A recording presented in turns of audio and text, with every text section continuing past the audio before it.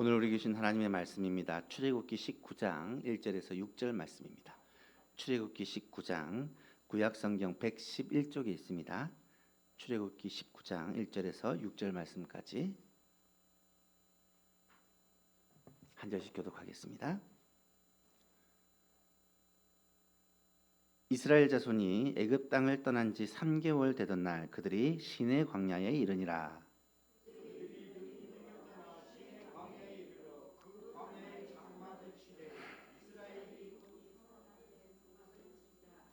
모세가 하나님 앞에 올라가니 여호와께서 산에서 그를 불러 말씀하시되 너는 이같이 야곱의 집에 말하고 이스라엘 자손들에게 말하라.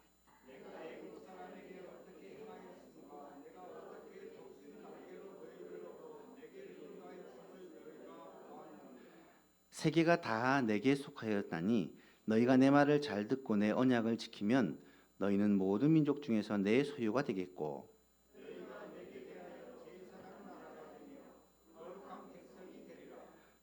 이 말을 이스라엘 자손들에게 전할지니라. 아멘.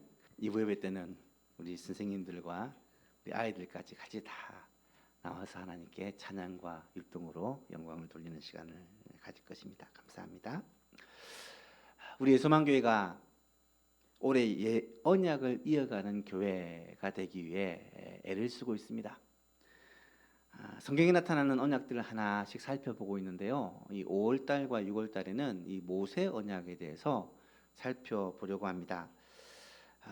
하나님이 모세와 언약을 맺으시는데 그 중에서 첫 번째로 맺은 언약, 또 중요한 언약이 시내산 언약이라고 말할 수 있습니다. 출애굽기 19장에서 24장 사이에 길게 나타나는 언약인데요. 시내산 언약은 사실 모세와 하나님이 맺은 언약이라기보다는 하나님이 이스라엘 백성들과 맺은 언약이다라고 말할 수 있습니다. 지금까지는 언약이 아담과 맺은 언약, 노아와 맺은 언약, 아브라함과 또 이삭과 야곱과 맺은 이 개인적인 언약이었다면 이제는 하나님이 이스라엘 백성들과 언약을 맺게 됩니다. 왜 그러냐면 한 사람이었던 아브라함의 자손이 이제는 엄청난 큰 민족으로 그렇게 성장이 있기 때문입니다. 하나님은 애굽으로 요셉을 먼저 보내시고 이스라엘 백성들을 보내셔서 그곳에서 이스라엘 백성들이 큰 민족이 되어 다시 약속의 땅 가나안으로 돌아오게 하십니다. 그들이 가나안 땅으로 돌아오는 길에 광야에서 시내산에서 하나님이 이스라엘 백성들과 언약을 맺으시는데 그 내용이 바로 우리가 오늘 살펴보는 이 시내산 언약입니다. 1절 2절을 보니까 이스라엘 자손이 애굽 땅을 떠난 지 3개월이 되던 날 그들이 시내 광야에 이르니라. 그들이 리비딤을 떠나 시내 광야에 이르러 그 광야에 장막을 치되 이스라엘이 거기 산 앞에 장막을 치니라. 산이라고 표현했는데 이게 시내산을 가리키는 말입니다. 우리가 살펴볼 이 시내산 언약은 출애굽기 19장에서 24장까지 5장에 걸쳐 6장이네요. 걸쳐 자세하게 기록이 되어 있는데 이 언약은 출애굽기 전체에서도 가장 중요한 부분이기도 하고 성경 전체에서도 굉장히 중요한 부분입니다. 왜냐하면 하나님이 이스라엘 백성들과 처음으로 언약을 맺는 언약 관계를 맺는 그런 중요한 장면이기 때문입니다. 이스라엘 백성들이 지금까지는 정체성이 한 민족, 한 나라는 아니었습니다. 그냥 아브라함의 자손들, 숫자는 굉장히 많았지만 그냥 아브라함의 자손들, 야곱의 후손들이라고만 말할 수 있었는데 이 이스라엘 민족이 이제는 한 민족으로, 한 나라로 하나님과 언약을 맺는 장면이 오늘 본문에 나타나고 있다는 것입니다. 여러분, 성경은요, 특별히 구약 성경은 그 배경이 역사입니다. 성경을 읽어보면 역사적인 내용이 굉장히 많다는 것을 다 느끼실 것입니다. 성경의 역사는 우리가 잘 알고 있는 일반 역사, 세상 역사와는 조금 다릅니다. 초점이 다르고 관점이 다르다는 말이죠. 성경의 역사는 주로 하나님께서 하나님의 백성들을 어떻게 구원하시느냐 하는 구속사가 그 주를 이루고 있습니다. 쉽게 말하면 하나님의 형상을 따라 지음받은 인간이 하나님을 배반하고 타락을 합니다. 멸망의 길을 걸어가고 있습니다. 이때 하나님께서는 사람을 구원할 인간 구원 계획을 세우시고 그 계획을 역사 속에서 하나하나 실행해 가십니다. 창세기 3장에서 사람이 범죄한 직후 하나님은 원시 복음이라고 불리는 하나님의 언약을 선포하십니다. 여자의 후손으로 오실 분, 곧 메시아가 뱀의 후손으로 올 사탄을 머리를 상하게 할 것이라는 예언을 함으로써 메시아를 통한 이 인간 구원을 이미 선포하셨습니다. 노아 시대에는 온 땅이 하나님을 반역하고 죄를 범함으로 말미암아 하나님의 심판을 받아 물로 세상이 다 쓰러져 버리게 됩니다. 그런데 이때도 하나님은 당대의 의인이었던 노아를 택하시고 노아의 가족 8명을 방주에서 방주를 만들게 하심으로 구원하시고 또 모든 짐승들과 나는 새들까지도 하나님께서 구원해 주십니다. 이때 구원의 도구가 되었던 방주는 바로 예수 그리스도를 상징한다라고 이미 말씀을 드렸습니다. 하나님은 또한 아브라함을 택하시는데 하나님이 아브라함을 택하신 이유는 하나님께서 장차 보내실 메시아, 이 메시아의 통로가 될 한 민족을 선택하시려고 그 민족의 조상으로 아브라함을 부르신 것입니다. 그런 의미에서 창세기 12장 1절에서 3절은 성경 전체를 푸는 열쇠라고 제가 아브라함 언약을 말씀드리면서 거듭 강조를 했습니다. 여호와께서 아브라함에게 이르시기를 너는 너의 고향과 친척과 아버지의 집을 떠나 내가 내게 보여줄 땅으로 가라. 내가 너로 큰 민족을 이루고 내게 복을 주어 내 이름을 창대하게 하리니 너는 복이 될지라. 너를 축복하는 자에게는 내가 복을 내리고 너를 저주하는 자에게는 내가 저주하리니 땅의 모든 족속이 너로 말미암아 복을 얻을 것이라. 이 아브라함 언약, 하나님이 아브라함에게 주신 언약에는 확실한 3가지 약속이 있습니다. 첫 번째는 큰 민족을 이루게 하겠다. 두 번째는 이 가나안 땅을 너와 내 자손에게 기업으로 주시겠다. 셋째는 땅의 모든 족속들이 세상의 모든 만민들이 너로 말미암아 이 민족으로 말미암아 너의 후손으로 태어날 그리스도로 말미암아 복을 받게 하겠다. 복의 근원이 되게 하겠다라는 약속입니다. 이 3가지 약속은 성경 전체를 풀어가는 열쇠라고 말씀드렸습니다. 실제로 이 약속이 성취되는 것이 성경의 역사라고 말씀드릴 수 있습니다. 큰 민족을 주시겠다는 약속은 언제 이루어집니까? 아브라함, 이삭, 야곱, 요셉. 요셉의 때에 하나님이 요셉을 애굽으로 먼저 보내시고 이스라엘 백성, 사실 야곱의 가족들입니다. 이 가족들을 요셉으로 인해 애굽으로 옮기십니다. 아브라함이 이삭을 낳은 후에 190년이 지난 후입니다. 야곱의 가족 70명은 요셉 때문에 애굽으로 이주를 하게 됩니다. 이때 애굽으로 이사간 야곱의 식구가 남자 여자 다 합해서 70명입니다. 그런데 그 70명이 애굽에서 약 430년 정도를 머물고 다시 돌아오게 되는데 그 430년 동안 어떻게 성장을 하느냐? 70명의 가족이 남자 어른만 60만 명, 여자와 아이까지 치면 최소 200만 명이 되는 수만 배의 성장을 하게 됩니다. 한 가족이 정말로 한 민족이 되어버린 거죠. 상식적으로 이게 가능한 일인가? 계산적으로 이게 가능한 일인가? 불가능해 보이지만 하나님은 그렇게 하셨습니다. 하나님은 그 한 가족을 한 민족으로, 그것도 큰 민족으로 만드셨습니다. 언약을 이루시기 위해. 그래서 출애굽기 1장 7절에 보면 어떻게 이런 일이 벌어졌는지를 설명하는데 이스라엘 자손은 생육하고 불어나 번성하고 매우 강하여 온 땅에 가득하게 되었더라. 성경에서 이 비슷한 말을 반복하는 것은 강조라고 말씀을 드렸는데 생육했다, 불어났다, 번성했다, 매우 강하였다, 온 땅에 가득했다가 비슷한 말인데 5번이나 강조를 하면서 생육이 굉장히 활성화했고 또 자녀들이 잘 자랐다는 것을 강조하여 보여주고 있는 것이죠.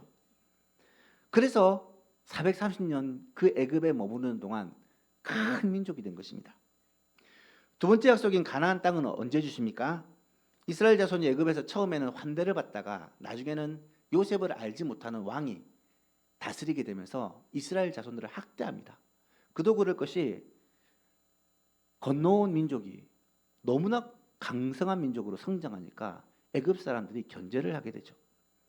그렇게 학대를 하고 노동을 시켰는데 그 신음소리와 기도 소리를 하나님이 들으시고 그들을 건져내시기로 작정하십니다. 모세를 하나님이 부르십니다. 그리고 모세를 바로왕에게 보내십니다. 모세를 통하여 이스라엘 백성들이 돌아오게 하십니다. 여호수아를 통해서 가나안 땅에 정착하도록 해 주십니다. 하나님의 약속이 이루어지게 된 것이죠. 그리고 마지막 약속, 너로 말미암아 천하 만민이 모든 족속이 복받게 하겠다는 이 약속은 언제 이루어집니까? 그죠? 아브라함과 다윗의 자손 예수 그리스도 그분으로 말미암아 이 약속이 이루어지게 됩니다. 구약 시대에는 하나님의 언약의 복이 이스라엘 백성 안에서만 머물러 있었다면 신약 시대에는 예수 그리스도를 통해서 천하 만민이 모든 사람들이 하나님의 이 약속의 복을 받게 된 것입니다. 온 인류가 예수 그리스도를 믿음으로 말미암아 구원의 복, 영생의 복을 받게 된 것이죠.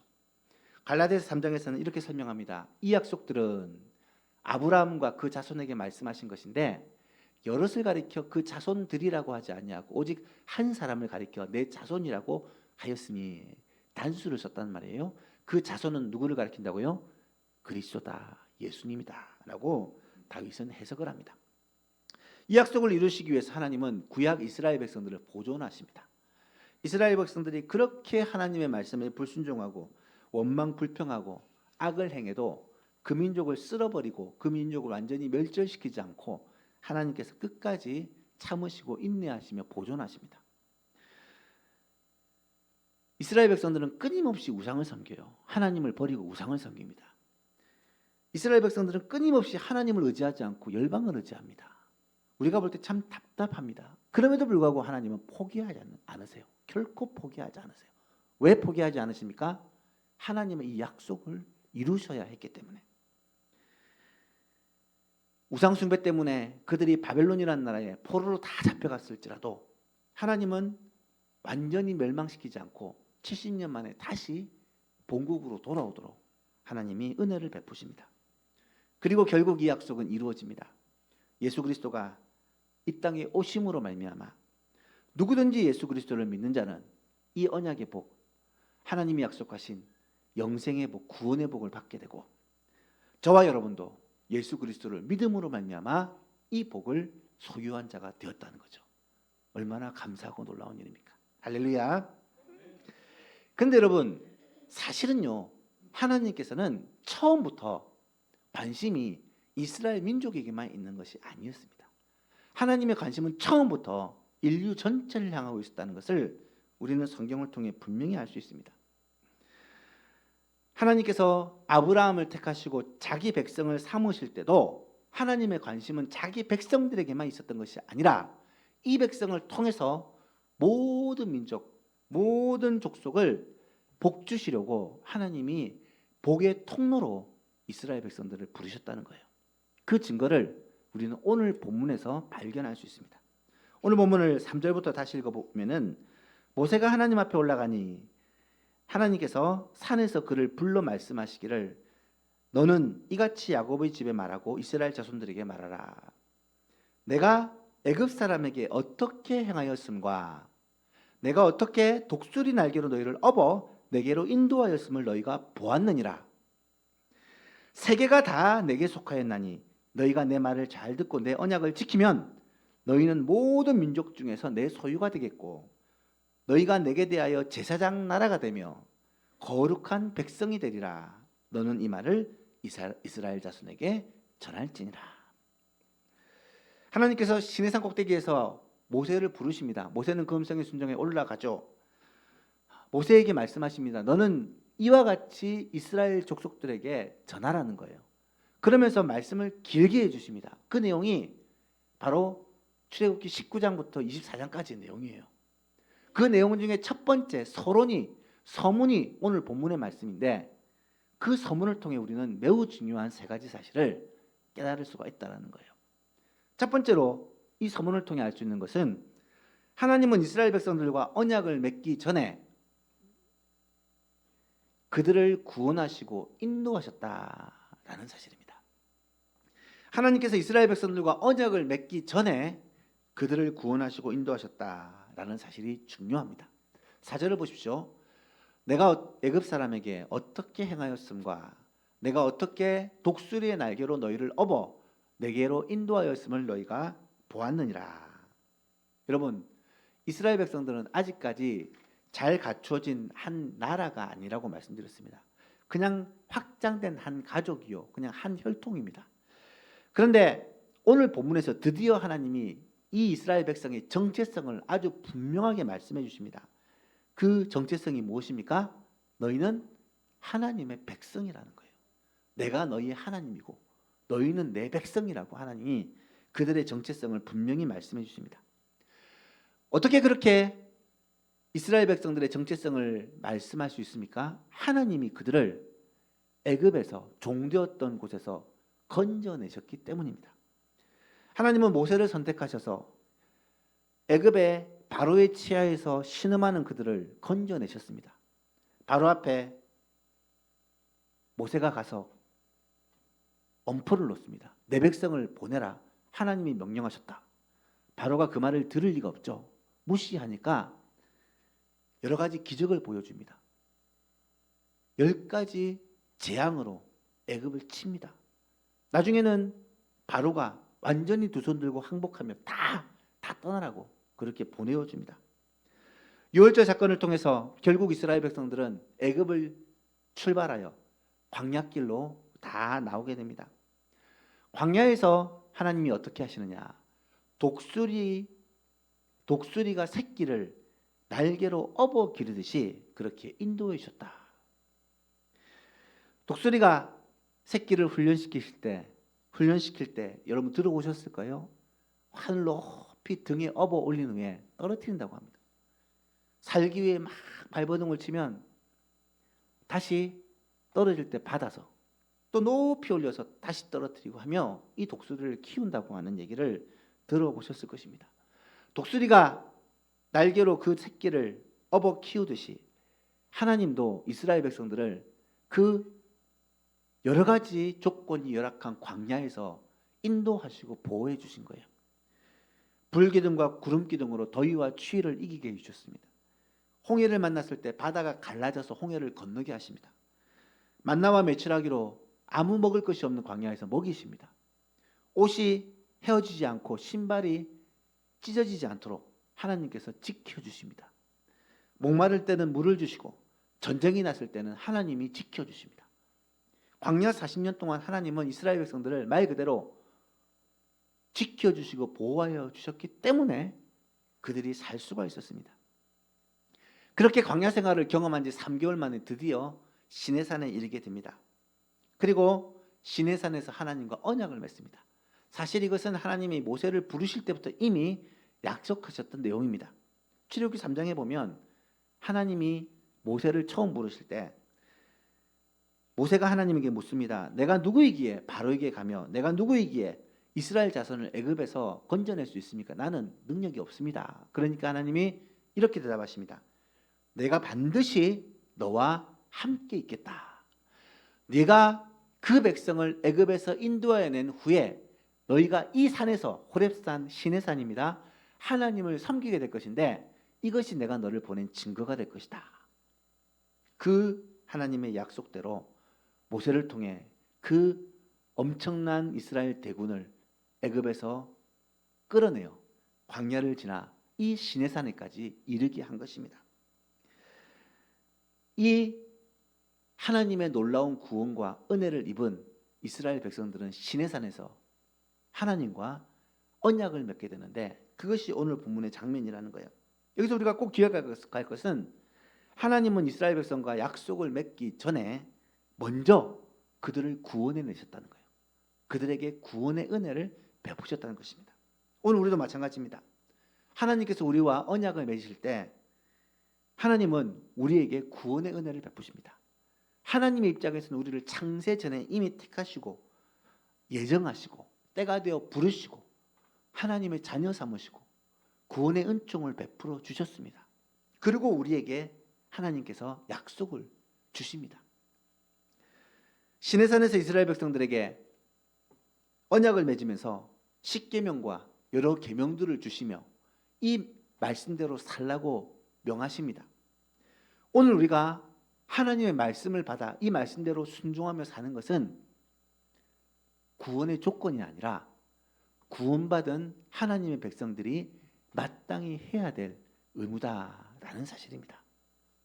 사랑하는 성도 여러분, 하나님은 우리를 구원하시고 죄에서 구원하시고 구원하실 때는 아무 조건이 없이 예수 그리스도를 믿음으로 말미암아 은혜로 구원받게 하시고 그리고 나서 우리가 하나님의 백성대로 하나님의 백성으로 잘 살게 하기 위해 이 말씀을 우리에게 주시고 이대로 순종하며 살 때 복을 주시겠다고 약속하시는 것입니다. 두 번째로 이 시내산 언약의 서문을 통해서 알 수 있는 사실이 무엇입니까? 하나님은 온 백성들에게 복을 주시기 위해 이스라엘 백성들을 먼저 부르셨다는 사실입니다. 5절에 보면 세계가 다 내게 속하였나니 너희가 내 말을 잘 듣고 내 언약을 지키면 너희는 모든 민족 중에서 내 소유가 되겠고, 세계가 다 하나님께 속했답니다. 세계가 다 하나님께 속했다는 말은 하나님은 이스라엘 백성들만의 하나님이 아니라 온 세계와 온 우주의 하나님이라는 말입니다. 모든 것이 다 하나님의 것이요 하나님의 통치와 다스림 가운데 있다는 말입니다. 하나님의 관심과 구원 계획은 항상 온 우주의 모든 민족에게 향하여 있다는 것을 우리는 알아야 됩니다. 그런데 이스라엘 백성들은 끊임없이 생각을 하죠. 뭐라고 생각합니까? 우리만 구원받은 민족이다. 우리만 택함 받은 민족이다. 구약 시대에도 그렇게 생각했고 심지어 예수님 시대에도 그렇게 생각했습니다. 지금도 그렇게 생각합니다. 선민사상이라고 들어보셨죠? 자기들만 구원받았다는 거예요. 하지만 하나님은 절대로 이스라엘 민족만의 하나님이 아닙니다. 온 세계의 하나님이 우리 하나님이시오. 온 세상과 만물을 처음부터 복 주시려고 이스라엘 백성들을 축복의 통로로 먼저 부르셨다는 사실을 우리는 알아야 합니다. 오늘 우리도 마찬가지입니다. 하나님께서 우리를 택하여 부르신 것은 우리만 사랑하셔가 아닙니다. 우리를 통해서 우리의 가족들에게, 우리를 통해서 우리의 친구들에게, 우리를 통해서 우리 주위에 있는 사람들에게 복을 주시려고 우리를 먼저 불러주셨다는 사실을 우리는 알아야 돼요. 그래서 이 구원의 소식, 영생의 소식, 복음을 전하는 것은 당연한 거고 마땅히 해야 될 의무요 사명이라는 사실을 깨달아야 된다는 거예요.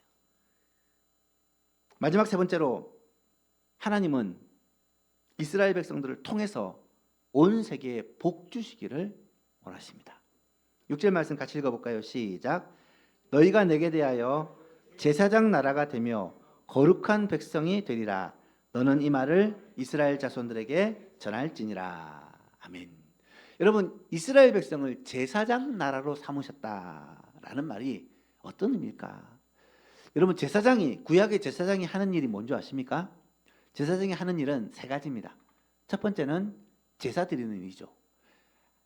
하나님과 사람 사이의 중보자가 되어 죄를 사하는 제사를 통해 백성들이 하나님 앞에 나가도록 돕는 일이 제사장이 한 첫 번째 임무입니다. 두 번째 임무는 뭐냐? 하나님의 말씀을 백성들에게 가르치고 전하는, 말씀을 가르치는 사역입니다.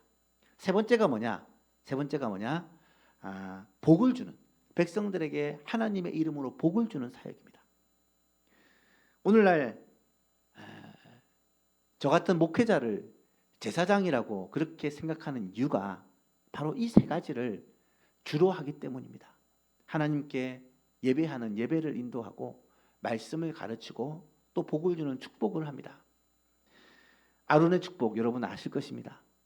여호와는 내게 복을 주시고 너를 지키시기를 원하며, 제가 매달 첫 주마다 축도로 사용하는 이 아론의 축복이 백성들에게 복을 주는 제사장들의 축복입니다.